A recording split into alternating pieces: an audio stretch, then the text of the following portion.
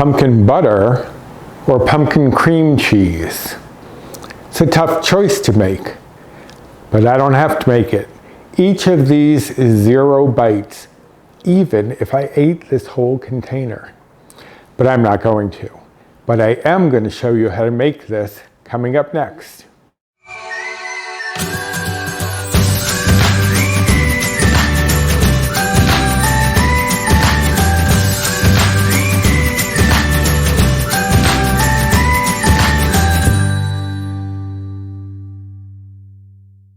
Hello and welcome to my kitchen. My name is Roy. I am a home cook and amateur baker, and I am here on this channel sharing recipes that have helped me to lose over 125 pounds, whether those recipes are mine or someone else's. Today you're getting 2 for 1. We're going to do a duo of pumpkin spreads. And for those of you who were questioning about the board being missing, it has returned. Now, for all you pumpkin lovers who have been waiting patiently, here you go, you're getting a double whammy. So, what we're going to be doing today is a pumpkin cream cheese for 0 bites, 0 blue points, and a pumpkin butter for 0 bites, 0 blue points. Now, both of these, you could eat the entire thing. You don't want to, but you could, for 0 bites. But we'll get all into that at the end. For now, we're going to start with the ingredients. So for the pumpkin cream cheese, we have 4 ounces, or about half a cup, of my light homemade cream cheese, 0 bites. It's made from Greek yogurt. And if you haven't seen that video yet, it's the first video I ever did. It also includes an introduction to me. I'll put a card up here so that you can find it, and I will also link it in the description box below. We also have half a cup of pumpkin, the star of the show. We have a tablespoon of sugar-free maple syrup. We have 3 tablespoons of brown sugar replacement. I'm using Swerve, which is a 1-to-1 replacement for sugar. If you're using something that's stronger, you'll have to adjust to equal 3 tablespoons. There is also a teaspoon of cinnamon, a teaspoon of pumpkin pie spice, and a teaspoon of vanilla extract. Now on this side of my silicone spatula are the ingredients for the pumpkin butter. And yes, you are seeing correctly, there is an apple here, and I will explain why shortly. There is also 1 whole can of pumpkin. The recipe says 14.5, this is a 15. It's around there, just 1 small can of pumpkin. You don't have to worry about the half an ounce or whatever. There are 2 tablespoons of brown sugar replacement, 2 tablespoons of white sugar replacement, again Swerve, and again if you're using something else that is not a 1-to-1 replacement for sugar, you'll have to adjust. 2 tablespoons of maple syrup, sugar-free maple syrup. I use the Vermont brand, which you can actually get a 1/4 cup of that for 0 bites. So it is a good one to look for if you can find it. There's also a 1/4 cup of water and a teaspoon and a half of pumpkin pie spice. Now we're going to do them both kind of simultaneously because we have to do part of the cream cheese first and let it cool. And then the pumpkin butter will cook for about 25 minutes. So we're going to do a little back and forth, so hopefully it won't get too confusing. What I will do is include time codes down below in the description box so that if you're only looking for the pumpkin cream cheese, you can click on those. And if you're only looking for the pumpkin butter, same thing. I don't think it should get too confusing. And each of these recipes is on my blog, and the link to the blog is down below in the description box as well. There's a lot of good information down there, including other channels that do WW content. as well as my Fiber Gourmet savings code and Skinny Syrup saving code. So there are things in the description box you may be interested in. So let me move a few things out of the way, get things set up so that we can start on our cream cheese. Okay, so the only thing we need right this second for the cream cheese is the pumpkin puree. Now make sure that you are getting pumpkin puree and not the pumpkin pie mix or pumpkin pie filling, however they call it in the stores that you are frequenting, because the pumpkin pie mix has sugars and spices already mixed in, and you do not want that. So make sure it is pumpkin puree, pure pumpkin puree. All right, let me move this out of my way. Now we're going to put this on over medium heat. And what we're going to do is cook this down so that it becomes a little darker, but also what we really want is for a lot of the moisture to come out of this, because we don't want the liquid from the pumpkin getting into the cream cheese and making it too runny. We spent a lot of time draining, straining the cream cheese of all that liquid. We don't want to add any back in and have it be soupy. So we're going to drive off some of the moisture, but what cooking will also do is enhance that pumpkin flavor. So it's on medium heat. We're just going to cook it. It's going to take about 5 or 6 minutes. Now you do want to stir this periodically so that it's not scorching on the bottom. And I will show you what we're looking for when we get to that point.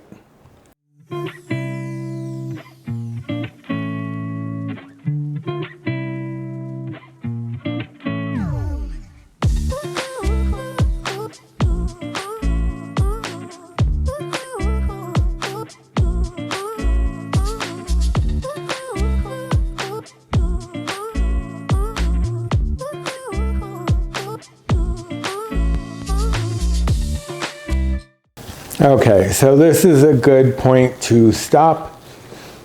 Let me turn that off.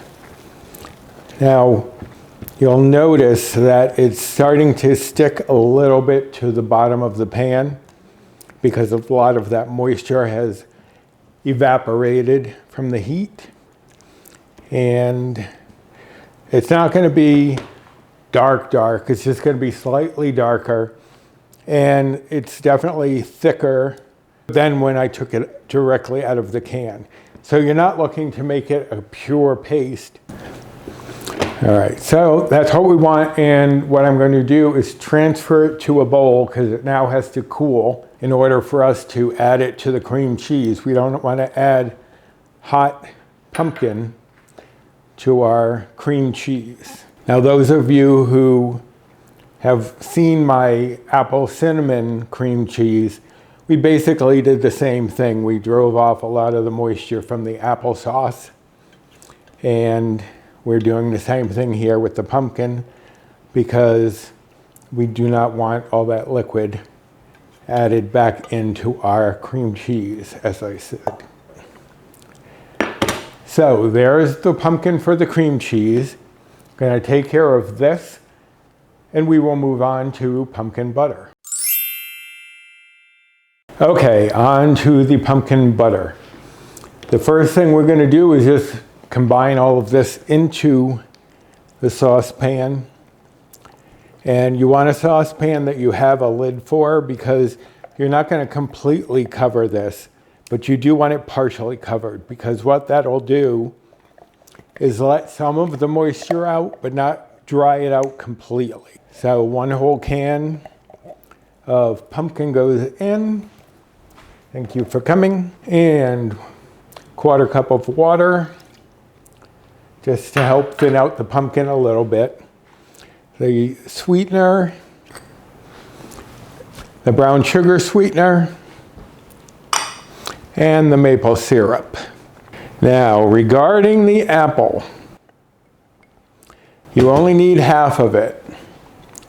And what we are going to do is grate it. I didn't want to peel it before I was ready to use it, so I didn't have to put it in the water with lemon just to keep it from browning. And we only need half of this, and I'm going to grate it directly in there. Now, you might be wondering, as I said earlier, if we're making a pumpkin butter, why am I putting apple in here? Well, apple contains pectin, which is what they use to make jellies and jams. So by adding some of this into there, we are releasing some of that pectin, and that will help this set up once it cools. Let me grab my grater. And just going to grate it directly in there. Just using about half.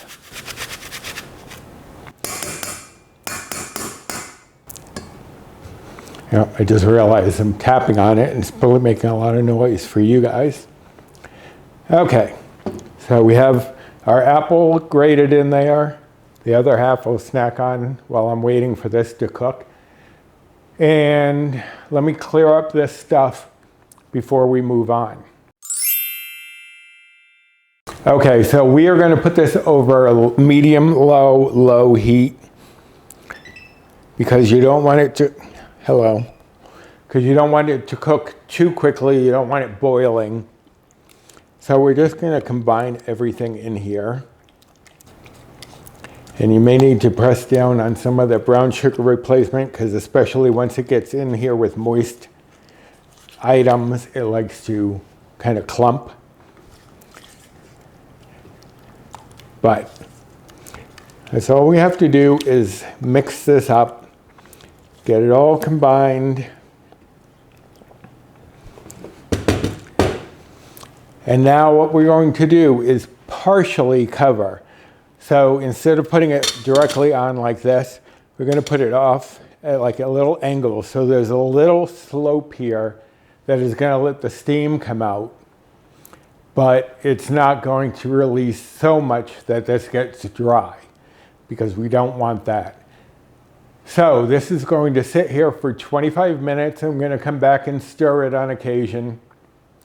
And while this is working, I'm going to let that pumpkin cool. But I will be back before this is done and we'll whip up some pumpkin cream cheese. Okay, one thing I noticed, and why didn't any of you catch it on me? Yeah, you probably did. I forgot to put in the pumpkin pie spice. So I'm going to sprinkle that in now. Luckily it hasn't been cooking here too long. And it won't make that much of a difference, but you do want that in so that the pumpkin can get infused with the flavors. And like I've said before, when you heat up the spices, it really wakens them up because I can smell it now, really blooming in there. So, okay, now that that faux pas has been fixed, partially cover you back up. I'm going to use my can as a little spoon rest. And I have the stuff ready for the cream cheese. I threw the pumpkin into the fridge just to help it to cool a little faster. But I'll be back in a moment to show you that. Okay, the pumpkin has cooled down enough for us to move on. You can see, like I showed you before, especially now that it's cool, helps if I turn it towards you, doesn't it? It's much thicker than it was right out of the can, and that's exactly what you want. So I am going to move my homemade cream cheese into a larger bowl. I would have tried to mix it in here, but if you've been watching this channel at all, you know I have a history of sending things all over the place, sometimes unintentional, well, usually unintentional. Anyway, so I didn't want that to happen, so I went for a larger bowl. So in this bowl with the cream cheese, we're going to add the brown sugar sweetener and the maple syrup. That's all we're going to add right now. And I want every bit of that cream cheese that I can get. So now I'm going to mix this together until it's a creamy, homogeneous mixture, which will take a moment or two. So I will, if it takes too long, I'll speed this up, but I'm at least going to turn down the volume because you don't want to have to be in the ear. So here we go.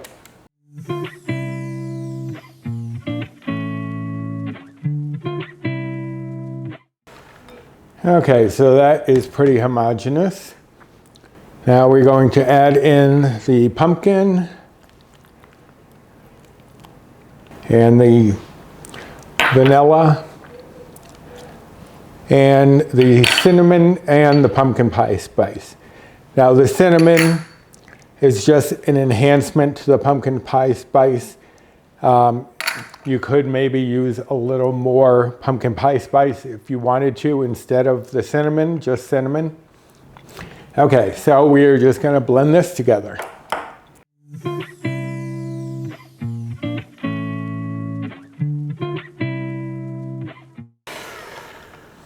Okay, there we have it.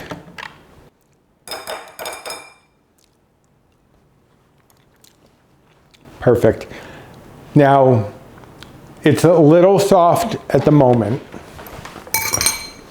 as you'll see. Still a little soft, but that's because the pumpkin had been warmed up and the cream cheese was at room temperature to make it easier to blend in. So, we are just going to transfer this to an airtight container. Let me get mine and I will pack it away. Okay. So this makes about a half a cup. It's going to be 8 servings, 1 tablespoon a serving. And as I said before, this is going to be 0 bites. Even if I ate this whole bowl, because we used the non-fat Greek yogurt cream cheese that we made, there are no bites in any of this. Now this is delicious. I've had it on all sorts of things, bagels. Wasa crackers, I love putting it on a wasa cracker. Dip some pretzels in here. Some fruit would be delicious. Some pears would be great. Apples, what have you. All right, so I have to clean up the sides before I seal it shut. But there it is, pumpkin cream cheese. Now, if you're not following like iTrackBites or WW, and you are counting calories, 1 tablespoon of this would be 18 calories. Now, if you are following macros, the fat would be 0.1 grams, the carbs would be 6.7 grams, and the protein would be 2 grams. So, let me clean this up, seal it up, and I will be back when it's time for our pumpkin butter. Okay, I think we are all set with the pumpkin butter. Now it doesn't look very set, but that's because it's still hot. So what you're going to do is let this cool completely and then store it in an airtight container. Now I'm going to transfer it to the container I'm going to store it in, and of course I didn't think to actually have it here when I was going to do that, and let that cool down before I seal it. So let me go get that container.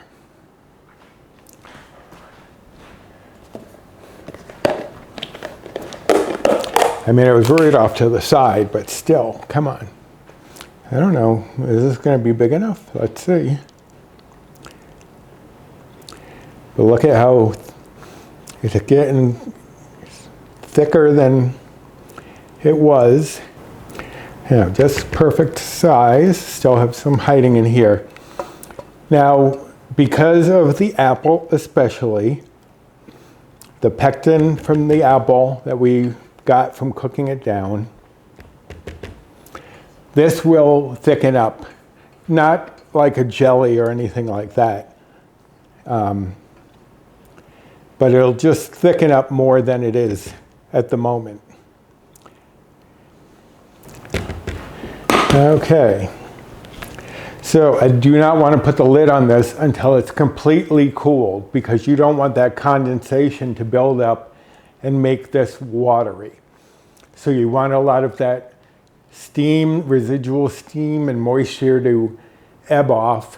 When it cools down, it's going to thicken up a bit more, and it'll be absolutely delicious on toast, on bagels, English muffins, whatever you want to put pumpkin butter on.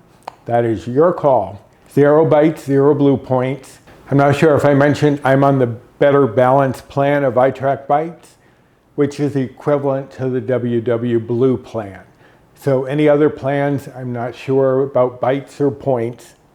I just know for Better Balance and WW Blue, this is 0. You could have this whole container for 0, but don't do that. So this made about 2 cups. Each serving is 2 tablespoons. But again, if you're not counting calories or macros, you can play around with it because it is 0 bites.